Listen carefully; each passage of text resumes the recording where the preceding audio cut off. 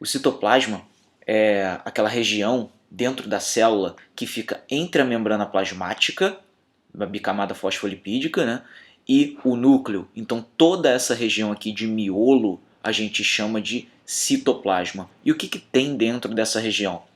Uma substância chamada citosol. O citosol é justamente esse gel, essa geleca aí, né? O líquido que está dentro da região do citoplasma. Esse citosol também é chamado em muitas questões aí de prova, em muitos livros, de hialoplasma. E isso, portanto, forma a matriz interna do citoplasma. E de que é feito esse citosol? O citosol é feito de água, de proteínas, de sais minerais, de glicídios. Então, até agora, tudo que se estuda antes de se entrar em organelas, né, todos aqueles nutrientes, todos aqueles compostos celulares, está aqui dentro do citosol. Então, além dos glicídios, lipídios também, aminoácidos livres, entre outras substâncias. E para que a gente quer também aminoácidos livres lá dentro do citosol? Porque algumas proteínas a gente precisa construir. Então, se a gente tiver a matéria-prima livre dentro do citosol, a gente pode pegar cada aminoácido e fazer novas sequências com isso.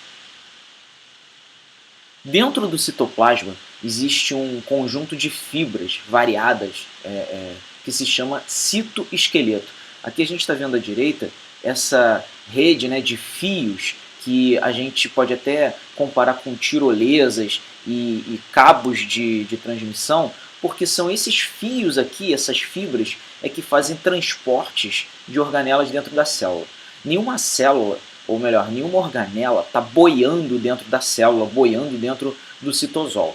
Todas elas se locomovem, fazem as suas funções mudando de posição, sendo carregadas por alguém. E quem carrega é justamente esse conjunto de fibras aqui. Que aqui do lado, ó, a gente vê bem, parece uma teia de aranha, né? Algumas pessoas até olham para essa figura, lembram logo de um globo ocular com seus vasos sanguíneos. Pois é, toda essa rede de fibras é que faz transporte de organelas dentro da célula. A gente vai falar também sobre algumas funções do citoesqueleto. De que ele é feito? De fibras de proteína. Portanto, a gente já pode imaginar lá na frente que a grande organela responsável por fazer o citoesqueleto é chamada de ribossomo, que é a organela que faz a síntese proteica. Bom, no citoesqueleto a gente tem 3 tipos de fibra. E esses tipos de fibra a gente classifica de acordo com o tamanho e a sua composição, principalmente. Os tipos são microfilamentos, esses microfilamentos aqui na figura ao lado são esses macarrõezinhos. Então, portanto, são as menores fibras que tem dentro do citoesqueleto. Os microtúbulos, que são os filamentos mais grossos, esses aqui que a gente está vendo ao lado da figura, ou melhor, esses aqui, né? Esses grossos aqui. E esse aqui anterior que eu estava passando a seta, são os filamentos intermediários, que têm um tamanho intermediário, né? Um meio termo entre o microtúbulo e o microfilamento. E fica essa rede aqui de várias fibras envolvendo, por exemplo, aqui tem uma envolvendo uma mitocôndria, aqui envolvendo um lisossomo, envolvendo retículos variados. Imagina nesse caso aqui que cada tipo de microfilamento, ou melhor, cada tipo de fibra vai ter um tipo de movimento diferente. É como a gente comparar uma chave de fenda grossa e uma chave de fenda de relojoeiro. As chaves de fendas grossas, elas servem para movimentar parafusos maiores, são movimentos mais grosseiros, movimentos mais fortes, enquanto as chaves de fenda de relojoeiro precisam fazer ajustes finos, são movimentos muito finos, né? Então, cada espessura de chave de fenda vai servir para um tipo de movimento diferente. Uma outra comparação que a gente pode fazer é imaginar o dedo do Hulk, grandão, tentando mandar uma mensagem de WhatsApp no smartphone. Aquele dedão ali vai ter dificuldades para digitar. Em compensação, dedo de Hulk, Hulk esmaga. Aquele dedo ele serve para movimentos com maior força. Por outro lado, dedos mais fininhos, pequenos, vão conseguir mexer cada pontinho ali, né, para digitar cada letra. Então, cada espessura de microfilamento vai ajudar num tipo de movimento. Então vamos lá ver como é que isso aqui funciona dentro da célula, né? Aqui a gente está vendo 3 tamanhos diferentes, categorizados em nanômetros, né? Então aqui, por exemplo, os microfilamentos, a gente está vendo que tem 7 nanômetros em média de espessura. Um filamento intermediário tem só um pouco a mais, são 10 nanômetros de espessura, enquanto um microtúbulo tem 25 nanômetros. Ora, então a gente está vendo aqui de um microtúbulo para um microfilamento, a gente tem aí mais de 3 vezes a espessura de um microfilamento.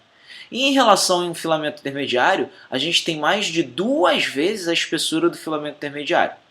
E uma outra coisa que a gente consegue reparar bem aqui no microtúbulo é que ele é um conjunto dessas bolinhas aqui de forma espiralizada. Essas bolinhas têm origem proteica e quando elas se unem, elas formam esse microtúbulo aqui em espiral. A gente já vai falar melhor sobre essas funções. E embaixo a gente está vendo microscopias eletrônicas, né, reais desses mesmos filamentos aí. Então vamos ver como é que isso vai funcionar, né, dentro da célula. A gente tem um tipo de filamento que é microfilamento. A gente pode exemplificar aqui com os filamentos de actina, que a gente está vendo aqui do lado. A relação entre filamento de actina e os filamentos de miosina é que esses filamentos promovem a atividade de contração muscular, por exemplo. Então o que acontece? Esse microfilamento, que é o filamento de actina, ele consegue se mover em cima desses pedacinhos aqui, ó, dessas cabecinhas do filamento de miosina, que é mais grosso. Essas cabecinhas aqui saindo desse filamento, elas se encaixam na molécula de actina e empurram de um lado para o outro esse filamento. Então é mais ou menos como acontece com os remos de um barco quando eles empurram a água. Quando o remo do barco empurra, faz o seu movimento, ele faz com que o barco deslize sobre a água. Então isso promove o movimento aqui da musculatura. Essas cabeças de miosina que têm atividade ATPásica, então isso significa que eu preciso colocar ATP, energia, para movimentar esse sistema. Uma outra coisa importante aqui que a gente está vendo nesse slide são as microvilosidades, que são invaginações, ó, dobramentos da membrana plasmática para dentro da célula. Elas são características de intestino delgado, já que é um órgão responsável por absorver nutrientes, proteínas, glicídios, etc., lá dentro do intestino. Então, essas dobras fazem com que a superfície de contato entre a membrana plasmática e o que eu quero absorver aumente. Então, eu aumento a superfície de contato. O alimento, por exemplo, pode entrar aqui nessas cavidades e ficar muito mais tempo, e isso melhora bastante a digestão. Enquanto outras células têm isso tudo aqui liso. Então vão ter o mesmo volume que essas células com microvelocidade, mas com uma superfície menor do que as células que têm microvelocidade. Então a gente pode fazer a seguinte relação. As microvelocidades, que são dobras, invaginações da membrana plasmática, aumentam a superfície de absorção da membrana plasmática da célula, sem aumentar o seu volume. A gente está vendo aqui embaixo também um esquema mostrando a ciclose celular, que é justamente esse movimento de organelas, esse movimento dinâmico que ocorre dentro do citoplasma onde está o citosol. No meio, a gente está vendo aqui uma filmagem de uma ameba emitindo pseudópodos. Esses pseudópodos aqui são emitidos graças ao citoesqueleto, que vai se expandir junto com a membrana plasmática. Então, as projeções da membrana plasmática na ameba é que fazem com que ela ande. Isso aqui é bem parecido com aquele movimento do Venom no Homem-Aranha. Né? O Venom parece uma ameba preta e quando ele vai tentar agredir o Homem-Aranha, normalmente ele se gruda e vai emitindo esses pseudópodos aqui para tentar abraçar o corpo lá do Peter Parker. Né? Então a gente vai passar aqui ao próximo slide, mostrando o que são os microtúbulos. Os microtúbulos são constituídos por uma proteína muito, muito importante, chamada tubulina. Essa tubulina aqui, para construir um microtúbulo, ela é polimerizada, ou seja, ela é multiplicada. Então, cada bolinha dessa aqui representa uma tubulina. Essa tubulina, portanto, vai se multiplicar, formando essa estrutura aqui em espiral, que é um microtúbulo, que é aquele filamento mais grosso que a gente tem no citoesqueleto. Então é um arranjo que a gente chama de hélice ou helicoidal e é compacto. Por outro lado, no meio dessa escada aqui, dessa forma de escada, essa forma de hélice, é oco. E a origem desse microtúbulo aqui é de estruturas chamadas centrosomos. Né? Esses microtúbulos eles formam organelas, movimentam também os cromossomos na hora da separação celular, ou melhor, da separação dos cromossomos para vir a separação celular, e também formam os centríolos, cílios e flagelos. Então, o que é esse negócio aqui do microtúbulo conseguir separar cromossomos? Acontece o seguinte: os microtúbulos, quando eles se polimerizam, ou seja, se multiplicam nessa direção aqui até o cromossomo, eles se grudam. Imagina, por exemplo, fazendo uma analogia aqui, o Scorpion do Mortal Kombat. Ele não vai até nenhum inimigo, ele lança aquele vergalhão, né, aquele ferrão até o inimigo que sai da mão dele, parece uma corda com uma ponta, agarra o inimigo e traz para ele. É mais ou menos isso. A ida daquele vergalhão é a polimerização, que a gente vai ver já já num vídeo, é a polimerização da tubulina. E quando volta, é uma despolimerização. Então, quando essas estruturas aqui polimerizam a tubulina e grudam no cromossomo, depois é só puxar esse cromossomo fazendo a despolimerização dessas tubulinas aí. Então, a gente pode dizer que os microtúbulos são extremamente importantes na divisão celular, tanto para a mitose quanto para a meiose. Sem eles, eu não consigo dividir os cromossomos. Então, você pode imaginar também que, no caso, por exemplo, de células cancerígenas, o que é uma célula cancerígena? É aquela célula que se reproduz, tem um defeito, né, genético, é uma mutação, e que ela se reproduz indefinidamente, sem parar, enlouquecidamente. Então, se você consegue controlar a emissão de microtúbulos, a polimerização dessa tubulina, em teoria, você conseguiria controlar a reprodução celular de uma célula cancerígena.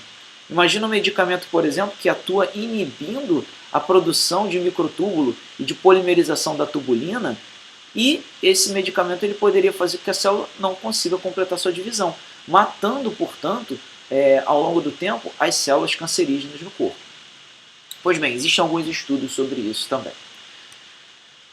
E outra coisa, os microtúbulos também formam, eles fazem parte dos centríolos, dos cílios e dos flagelos, né?